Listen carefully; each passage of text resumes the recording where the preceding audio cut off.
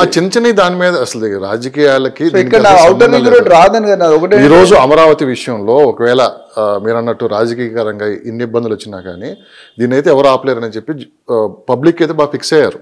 అది కరెక్ట్. నేను ఎందుకంటే అమరావతి విషయంలో ఎవరు జోక్యం చేసుకున్నా ఫలితాలు ఏ విధంగా ఉంటాయనేది చాలా స్పష్టంగా కనపడ్డాయి.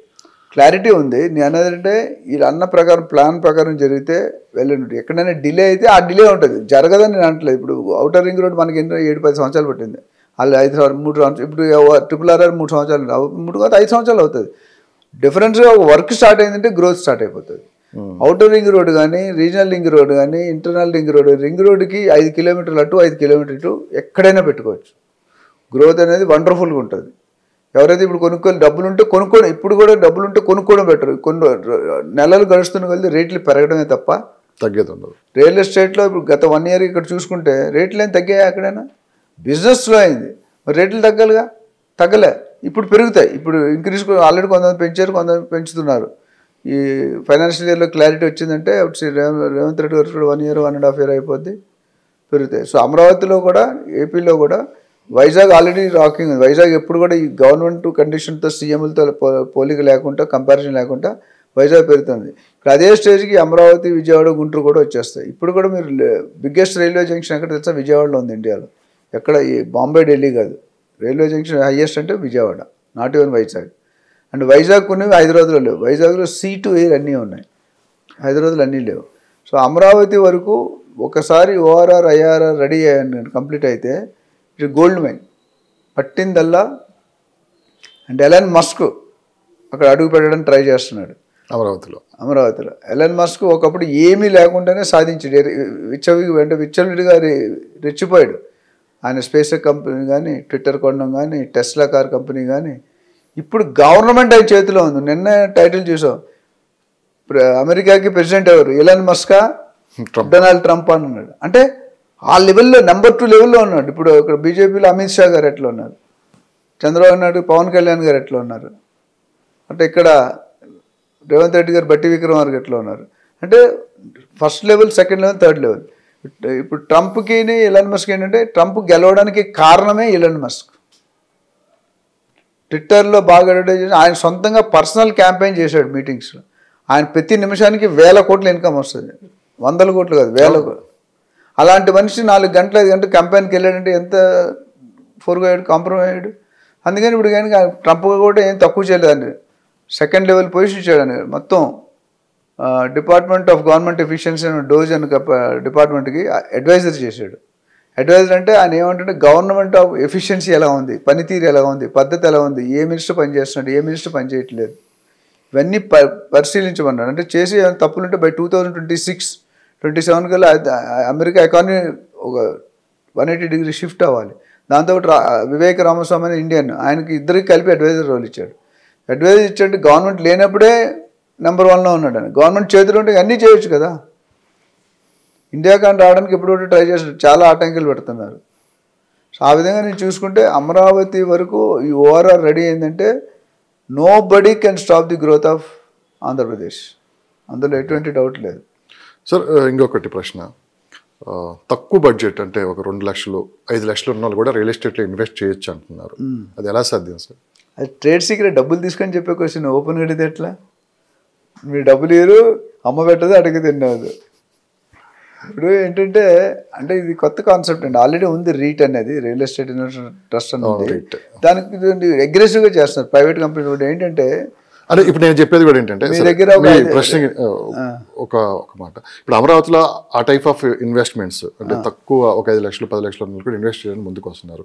మీరన్న రేట్ ఇది చాలా తక్కువ మందికి తెలుసు. ఒకవేళ అమరావతిలో ఇన్వెస్ట్ చేయాలనుకున్న వాళ్ళకి ఒక ప్లానింగ్ ఇస్తారా ఈ తక్కువ బడ్జెట్? అంటే ప్రస్తుతానికి అమరావతి చాలా న్యూ స్టేజ్లో ఉందండి. ఈ టైప్ ఆఫ్ యాక్టివిటీస్ పెద్దగా లేవు, బట్ ఫ్యూచర్లో వచ్చే అవకాశాలు చాలా కనిపి. ఎందుకంటే ఇప్పుడు క్యాపిటల్ డెవలప్ అవుతుంది కాబట్టి. వేరే హైదరాబాద్లో అయితే ఆల్రెడీ ఫుల్ స్వింగ్లో ఉంది, బాంబేలో ఫుల్ స్వింగ్లో ఉంది. ఇవాళ కాదు రేపైనా 1-2 years తర్వాత అమరావతిలో కూడా ఈ కాన్సెప్ట్ వస్తుంది. వీళ్ళు ఇక్కడ ఉన్న వాళ్ళే ట్రై చేస్తున్నారు. అంటే ఇక్కడ ఏంటంటే కోట్లలో పెట్టుకోవాలనే మనకు తెలుసు. రియల్ ఎస్టేట్ అంటే లక్షలు కోట్లు. సో నా దగ్గర 2 లక్షలు 5 లక్షలు ఉంది నార్మల్ మ్యాన్గా. 5 లక్షలు ఫ్లాట్ వస్తుందా?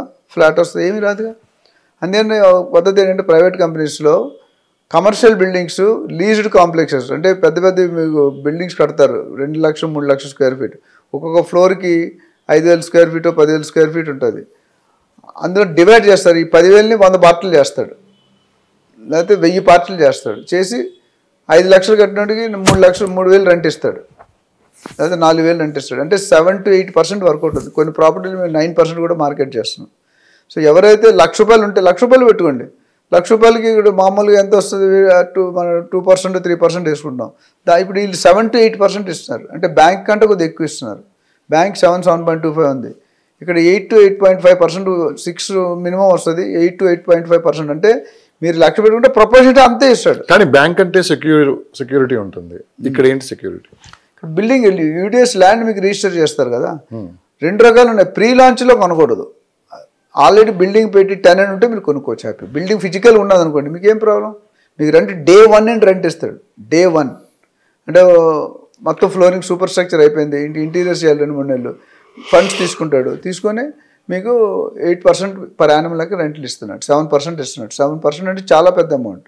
రెసిడెన్షియల్లో మనం ₹1,00,000 ఫ్లాట్ కొనుక్కుంటే 25,000 వస్తే ఎక్కువ రెంట్, కానీ ఇక్కడ అదే 25,000 వస్తే 2 to 3% అవుతుంది. ఇక్కడ 8% ఉన్నా అంటే 2.5 times ఎక్కువ. సో హ్యాపీ కొనుక్కోవచ్చు. ఎవరికైనా ఇన్వెస్ట్మెంట్ చేయాలనుకుంటే మన దగ్గర రావచ్చు. నేను సజెస్ట్ చేస్తాను, మీరు ₹1,00,000 ఉందా, 2 లక్షలు ఉందా, 5 లక్షలు ఉందా, 10 లక్షలు, అన్నిటికీ దారులు చూపిస్తాం. మీరు సేఫ్టీ, మీకు మొత్తం నెక్స్ట్ 5 years 10 years కమిట్మెంట్ ఉంటుంది.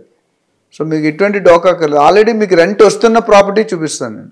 ఇప్పుడు ఆల్రెడీ మీరు ఒక హోటల్ కట్టారు, మంచి హోటల్, కాఫీ డే నడుస్తుంది 5,000 స్క్వేర్ ఫీట్లో. కాఫీ డే అనేది బ్రాండెడ్, స్టార్ బక్స్ అనేది బ్రాండెడ్. అవి తీసేస్తారంటే తీసారు. మల్టీనేషనల్ టాటా తనిష్క్ ఉంది, తీసేస్తారా? తీరు. మినర్వా ఉంది, ఎన్ని సంవత్సరాలు పట్టింది, డికేడ్, అంటే చాలా ఉన్నాయి అట్లా. సో మీకు చూపించే అంటే ఫ్రాక్షనల్ ఇన్వెస్ట్మెంట్ అంటారు. అంటే 1,00,000 ఉన్నది మీ దగ్గర, 1,00,000 ఉన్నది మీరు సంతోషపడదు. మీరు కూడా ఒక భాగానికి, ఒక మొక్కకి ఓనర్షిప్ అవుతుంది. రెంట్కి తీసుకున్నాడు కొనేది తేడా. రెంట్లో ఓనర్షిప్ ట్రాన్స్ఫర్ కాదు, వాడుకోవడం వరకే నీకు రైట్స్. కానీ కొనుక్కుంటే నీ ట్రాన్స్ఫర్ ఓనర్ నీ పేరు ఉంటాడు, ఓనర్షిప్. రేపొద్దు మీరు 2 సంవత్సరాలు అమ్ముకోవచ్చు, ఆ భాగం ఉంటే అమ్మేయచ్చు. సో ఒక 10,000 స్క్వేర్ ఫీట్ని 100 స్క్వేర్ ఫీట్ అమ్మారనుకోండి, 5 లక్షలు 10 లక్షలు అయింది అనుకోండి. 5 లక్షలు 10 లక్షలు అందరూ పెడతారు. సో 100 into 10 లక్షలు అంటే అది అంత అమౌంట్ అవుతుంది. మీరు పెట్టేది 5 లక్షలే లేదా ₹1,00,000, వాళ్ళ వరకు మీకు రెంట్ వచ్చి మీకు 8% రిటర్న్స్ ఇస్తున్నాం. 7 to 8%, 6 అయితే మినిమం, కొన్ని కేసుల్లో 7 to 8%. ఇప్పుడు మేము వర్క్ చేస్తాం, ఇమీడియట్గా ఎవరైనా ₹1,00,000 పెడితే వాడికి 8,000 వస్తుంది మినిమం. ఏ బ్యాంకులో రాదు. ఆ ఇన్వెస్ట్మెంట్ పెట్టుకోవచ్చు. అందుకని స్మాలర్ ఇన్వెస్ట్మెంట్ లేటెస్ట్ మార్కెట్ ఇదే. ఎందుకంటే ఇప్పుడున్న ఈ రష్యన్, యుఎస్లో ఎకానమీ డౌన్ ఉంది. యుఎస్ ఎకానమీ డౌన్ అయితే మొత్తం ప్రపంచంలో డౌన్ ఉన్నట్టే, ఇండియాలో ఎకానమీ డౌన్ అయితే ప్రతి స్టేట్ డౌన్ ఉన్నట్టే. ఇప్పుడు అందుకని ఏం చేస్తున్నారంటే తక్కువ పెట్టుబడితో ఎక్కువ లాభాలు.